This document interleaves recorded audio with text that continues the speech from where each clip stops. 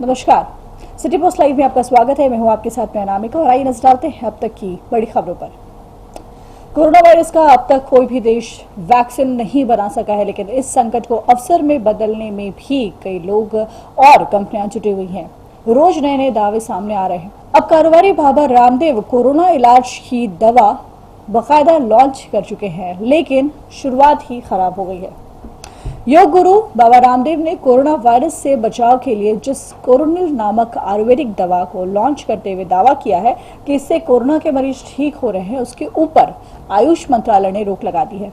आयुष मंत्रालय ने पतंजलि को दवा के प्रचार को रोकने का आदेश देते हुए रिसर्च डिटेल भी मांगी है।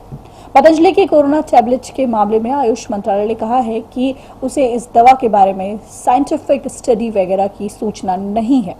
आयुष मंत्रालय ने पतंजलि आयुर्वेद लिमिटेड से कोविड की दवा की कंपोजिशन, रिसर्च स्टडी और सैंपल साइज समेत तमाम जानकारी साझा करने को कहा है।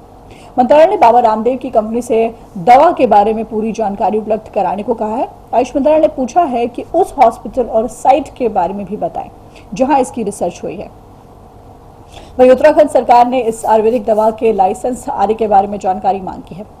आयुष मंत्रालय ने अपने बयान में कहा कि पतंजलि आयुर्वेद लिमिटेड हरिद्वार की ओर से कोविड-19 के उपचार के लिए तैयार दवाओं के बारे में उसे मीडिया से जानकारी मिली।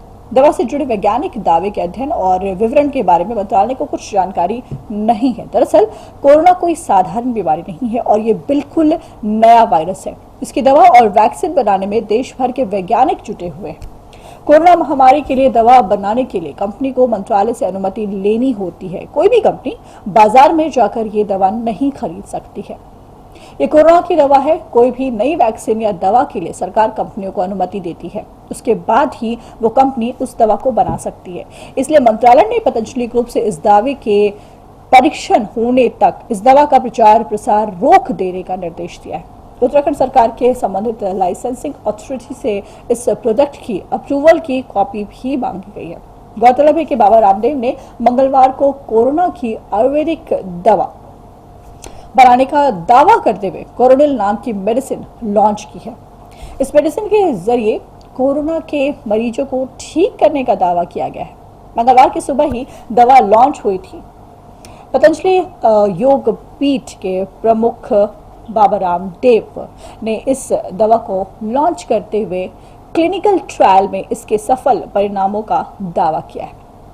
इस दवा को मंगलवार से ही बाजार में उतारने का दावा किया गया है। हालांकि लॉन्च होते ही आयुष मंत्रालय ने इसके प्रचार पर रोक लगा दी है। अब आपको इस दवा के बारे में आगे बताते हुए बाबा रामदेव ने कहा है कि पूरा देश और दुनिया जिस क्षण की प्रतीक्षा कर रहा था, आज वो क्षण आ गया है।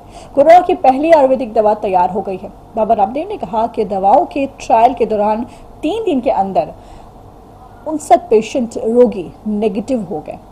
इसके अलावा ट्रायल के दौरान 7 दिन में 100% मरीज नेगेटिव हो गए। बाबा रामदेव ने कहा कि जब कहीं क्लिनिकल कंट्रोल ट्रायल होता है तो कई अप्रूवल लेने होते हैं। इस दवा के लिए भी तमाम नेशनल एजेंसियों से अप्रूवल लिए गए। बाबा रामदेव ने कहा कि इस दवा का ट्रायल 280 मरीजों पर किया गया है। बाबा रामदेव ने कहा कि लोग इस बात से जलेंगे कि किसी सन्यासी ने कोरोना की दवा बना ली है।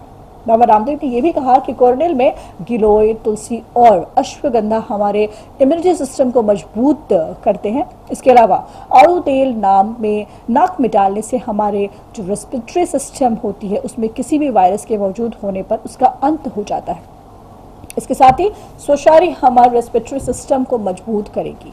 बाबा रामदेव ने कहा कि पहले आयुर्वेद का क्लिनिकल ट्रायल बहुत मुश्किल था। लोग समझते थे कि कोई भला गले ना पड़े, लेकिन ये दवा बला को दूर करने वाली बन गई है। ये दवा पतंजलि रिसर्च इंस्टीट्यूट और national institute of medical science Jaipur ने मिलकर बनाई है। कंपनी का दावा है कि कोरोनिल का क्लिनिकल कंट्रोल ट्रायल अंतिम दौर में है। फिलहाल इसका प्रोडक्शन हरिद्वार की दिव्य फार्मेसी और पतंजलि आयुर्वेद लिमिटेड कर रही है। पतंजलि सीईओ के अनुसार कोरोनिल में गिलोय, अश्वगंधा, तुलसी, स्वशारी रस और अनु तेल का मिश्रण है। उनके मुताबिक ये दवा दिन में 2 बार सुबह और शाम को ली जा सकती है। पतंजलि के अनुसार अश्वगंधा से कोविड-19 के रिसेप्टर बाइंडिंग डोमेन को शरीर के एंजियोटेंसिन कन्वर्टिंग एंजाइम से नहीं मिलने देता, यानी कि कोरोना इंसानी शरीर की स्वास्थ्य कोशिकाओं में घुस नहीं पाता। वहीं गिलोय कोरोना संक्रमण को रोकता है। तुलसी कोविड-19 के आरएनए पर अटैक करती है और इसे मल्टीप्लाई होने से रोकती है। तो फिलहाल इस खबर में इतना ही। अनामिका को दीजिए इजाजत। नमस्कार।